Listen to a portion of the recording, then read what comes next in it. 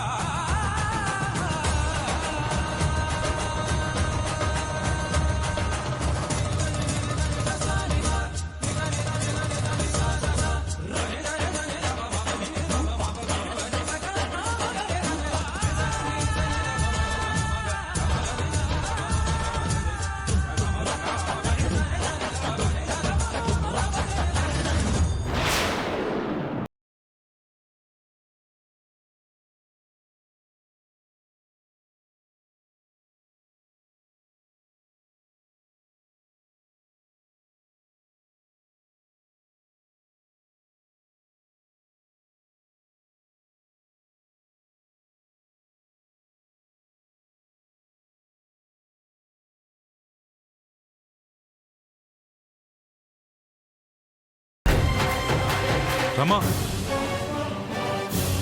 మీకు నచ్చింది మీరు చేస్తాను అంటే నాకు నచ్చంది మీరు చెయ్యగలుగుతారని మీరెలా అనుకున్నారు? రమా, ఇది పద్ధతి కాదు.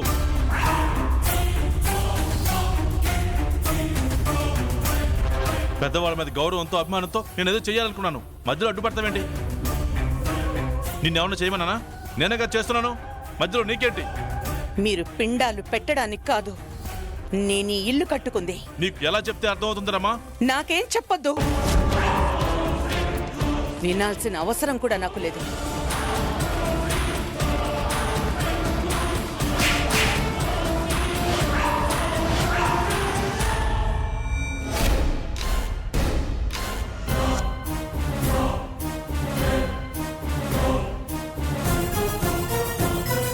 అండి అంటే అండి. మీరు చెప్పినట్టే అన్ని ఏర్పాట్లు చేశానండి. పంతులు గారు వస్తున్నారా? వస్తానని చెప్పారండి.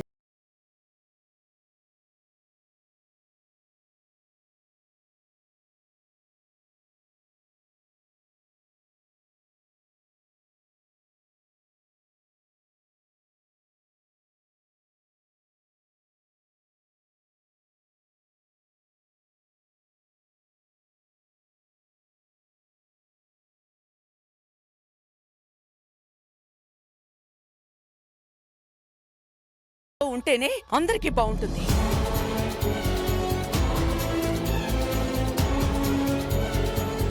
ఈ ఇంట్లో నేను చెప్పిందే జరగాలి. నేను వద్దన్నదే నా ఇంట్లో జరగడానికి వీల్లేదు.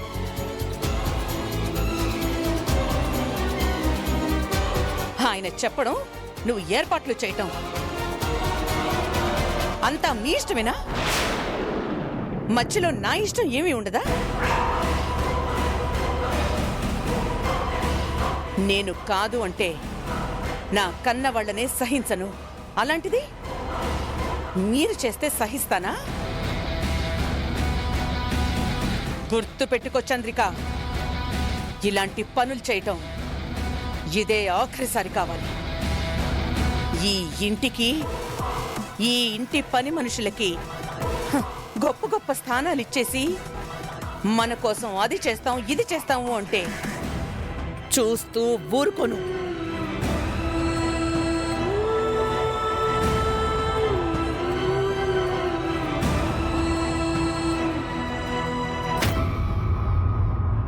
ఏంటమ్మా ఇదంతా?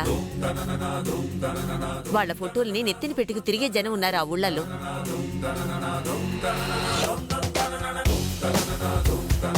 అలాంటిది వాళ్ళ ఫోటోల్ని విసిరేస్తావా?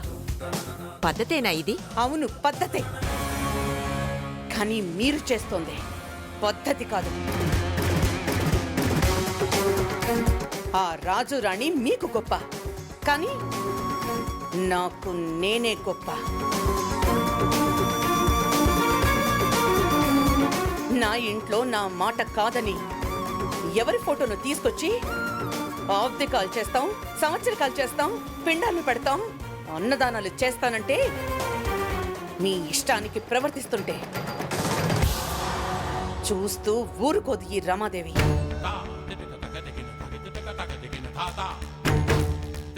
ఇంకొకసారి ఇలా చెయ్యాలని చూస్తే మళ్ళీ ఇదే జరుగుతుంది.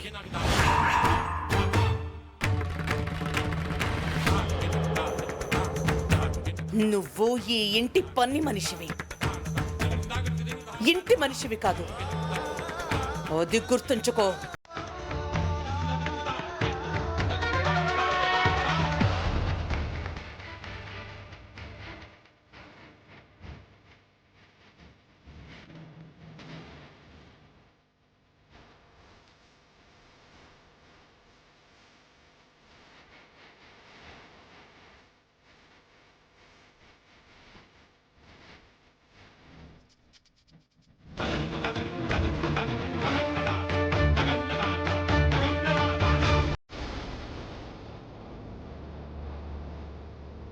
ఏంటమ్మా ఇది?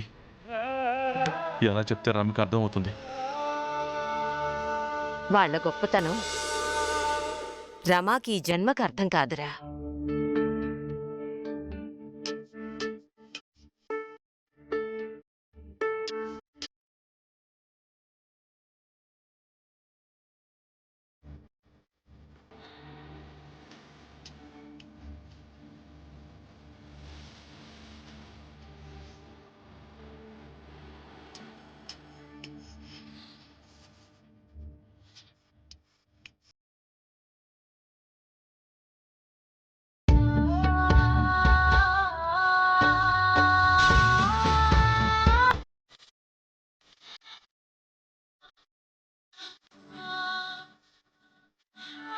ఈ ఇంటి పని మనుషులకి గొప్ప గొప్ప స్థానాలు ఇచ్చేసి మన కోసం అది చేస్తాం ఇది చేస్తాము అంటే చూస్తూ ఊరుకోను. రాజావారు రాణిగారు, మీ ఉప్పు తిని పెరిగిన దాన్ని ఇలా జరిగినందుకు నాకు చాలా బాధగా ఉంది.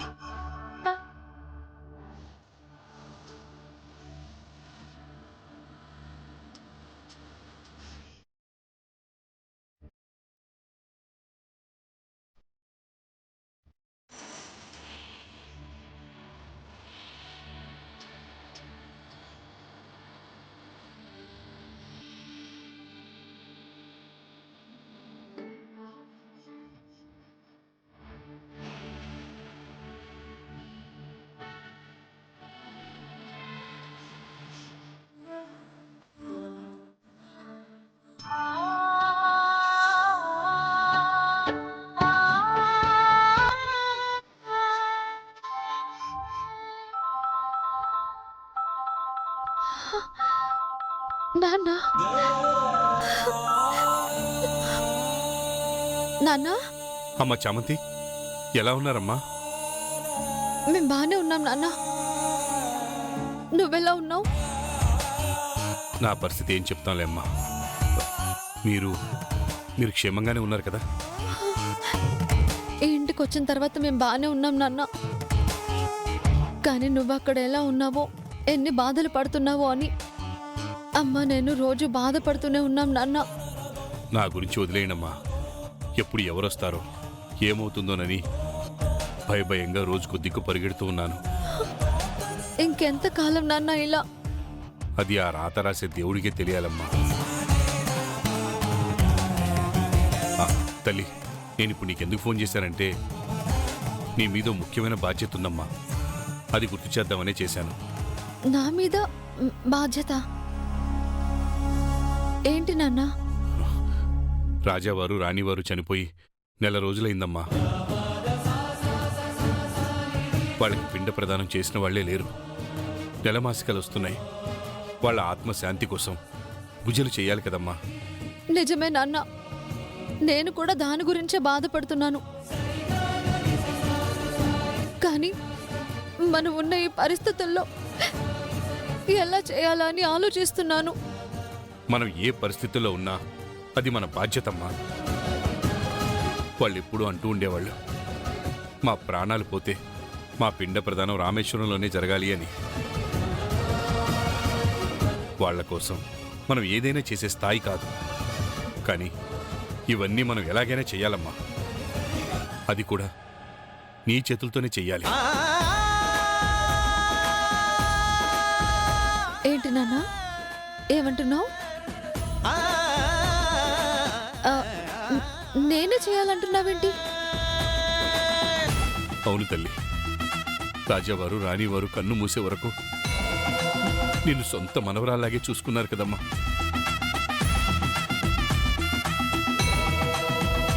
నువ్వివ్వకుండా కప్పు కాఫీ కూడా తాగలేదు ఏనాడు. అంతగా నిన్ను అభిమానించే వాళ్ళ కోసం నువ్వు ఏమాత్రం చేయలేవా తల్లి? సరే నాన్న, నువ్వన్నట్టే చేస్తాను. ఎలాగైనా మీరు వీలు చూసుకొని రామేశ్వరం వచ్చేయండి అమ్మా, నేను అక్కడికి వచ్చేస్తాను. మేము ఇక్కడి నుంచి కదిలే పరిస్థితి లేదు నాన్న. అక్కడ మీ పరిస్థితి గాని ఇక్కడ నా పరిస్థితి గాని ఏమీ బాగోలేదమ్మా. కానీ రాజుగారు రాణివారు రుణం తీర్చుకోవడానికి మనకున్న ఏకైక అవకాశం ఇదే తల్లి. వాళ్ళ ఆత్మశాంతి కలగాలి అంటే వాళ్ళ కోసం మనం ఈ పని చేయక తప్పదు. ఎలాగోలా వీలు చూసుకుని వచ్చేయండి అమ్మా. సరే నాన్న, అలాగే ఏదో ఒకటి చేసి వస్తాను. సరేనమ్మా, మర్చిపోకు. ఎన్ని అవాంతరాలు వచ్చినా నువ్వు రావాలి. అమ్మని తీసుకుని వచ్చి నేను అక్కడికి వస్తున్నాను, మనం అక్కడ కలుద్దాం. ఉంటాను తల్లి. అమ్మని అడిగానని చెప్పు. సరే నాన్న.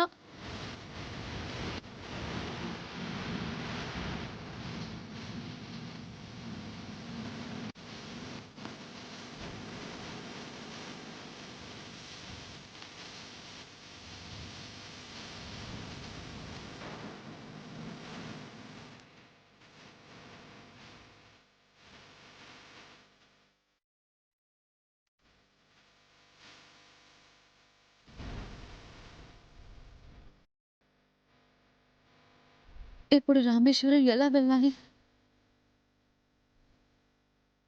అమ్మగారితో ఏం చెప్పాలి? ఎలా?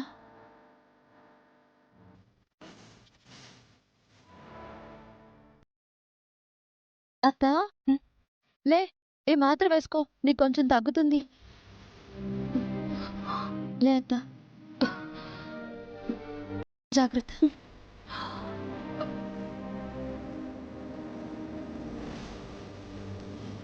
వేసుకో.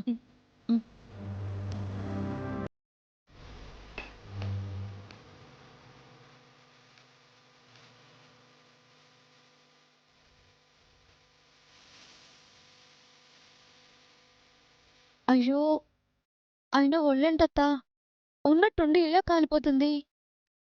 అమ్మగారు ఒక్కసారిగా అలా అరిచేసరికి గుడ్డు జారిపోయినట్టు అయిపోయిందమ్మా. ఆవేశంలో అరవటం చూశాను కానీ ఇలా ప్రవర్తించటం ఎప్పుడూ చూడలేదు. యజమానులు అన్నాక అలాగే ఉంటారు కదత్తా. అయినా నాకంటే ఆవిడ గురించి నీకే బాగా తెలుసు. నువ్వు ఆవిడని చూసి భయంతో జ్వరం తెచ్చుకోవడం ఏంటి? సరేలే, నువ్వు ఇంకేం పని చేయకు, అన్ని పనులు నేనే చూసుకుంటాను. నువ్వు కాసేపు పడుకో.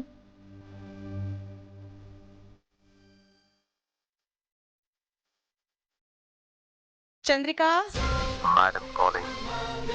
చంద్రిక, అయ్యో, ఎక్కడికత్తా? అమ్మగారు పిలుస్తున్నారు, వెళ్ళాలి.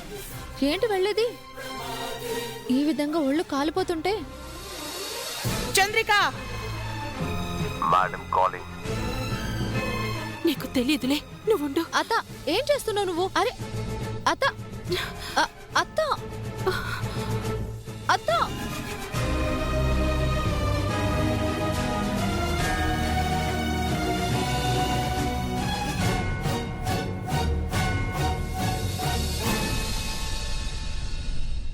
చెప్పండమ్మా. నా కాళ్ళకి మర్దన చెయ్యి. అలాగేనమ్మా. ఇక్కడే ఉంది.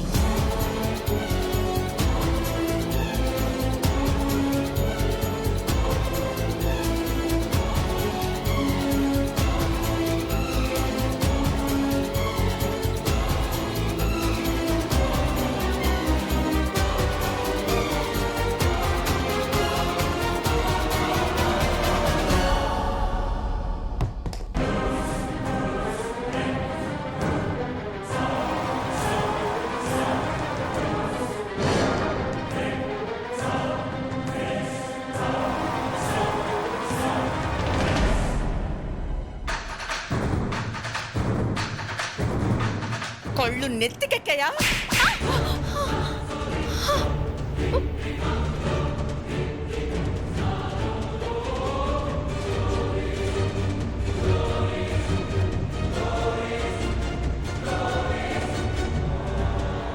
నువ్వేంటి మధ్యలో? మేడం, అత్తకి జ్వరంతో ఒళ్ళు కాలిపోతుందండి. కనీసం కూర్చునే ఓపిక కూడా లేదు. అలాంటి ఆవిడ్ని మర్దన చేయమంటే ఎలా చేస్తుందండి?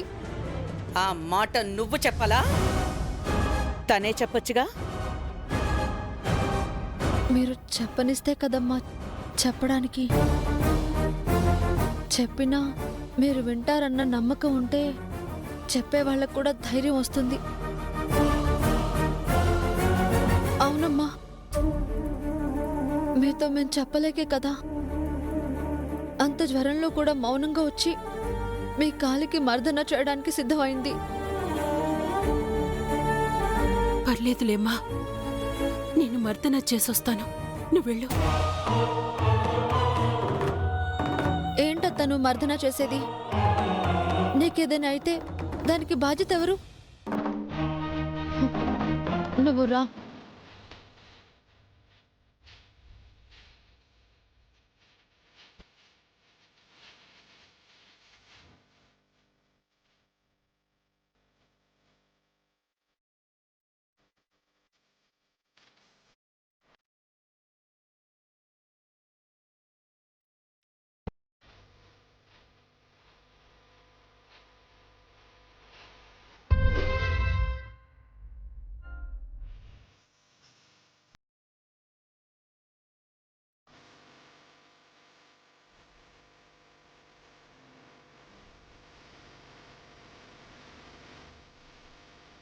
అమ్మగారు చూస్తే తిడతారు. నువ్వు వెళ్ళు బాబు. ఏం తిట్టరు. అయినా ఇంత జ్వరం పెట్టుకొని పడుకోకుండా నువ్వేంటి చందు ఇంకా ఆవిడ గురించి ఆలోచిస్తావు? పని చేయటానికి వచ్చిన వాళ్ళం పని చెయ్యాలి. పడుకుంటే కుదరదు కదా బాబు. పని చెయ్యాలి, ప్రాణం పొయ్యేలా చేయకూడదు. ముందు ఆరోగ్యం బాగుంటేనే కదా మనం పని చేయగలిగేది. నువ్వు కొంచెం రెస్ట్ తీసుకో.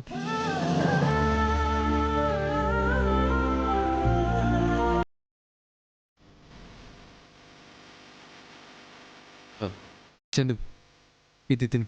నాకేం వద్దు బాబు. తిను చందు.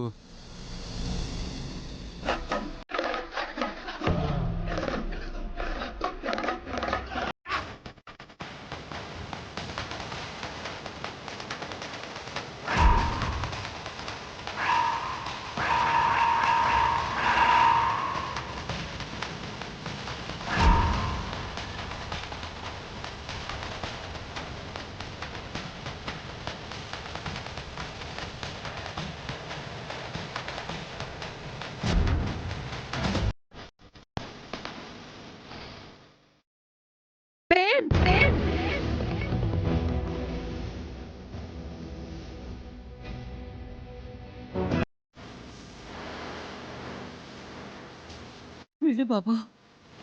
అమ్మగారు పిలుస్తున్నారు కదా. వెళ్తానులే చందు. నువ్వు వెళ్ళు బాబు. మళ్ళీ ఆవిడ గారు వచ్చారంటే నీతో పాటు అందరినీ తిడతారు. నువ్వు వెళ్ళు. సరే, జాగ్రత్తగా చూసుకో. ఉమ్.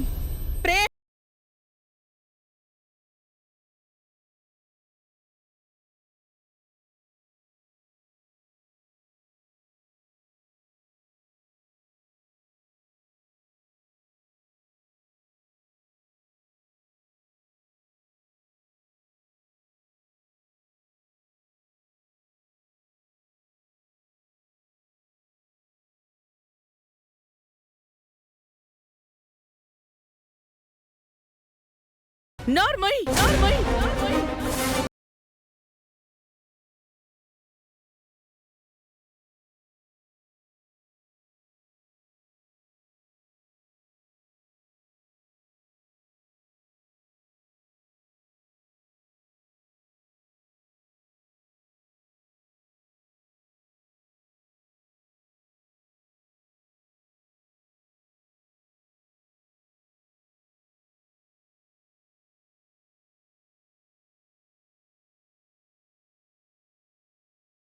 ఎన్నో పగళ్ళు నా పక్కనే కూర్చొని కంటి మీద కునుకు లేకుండా నాకు సేవ చేసింది.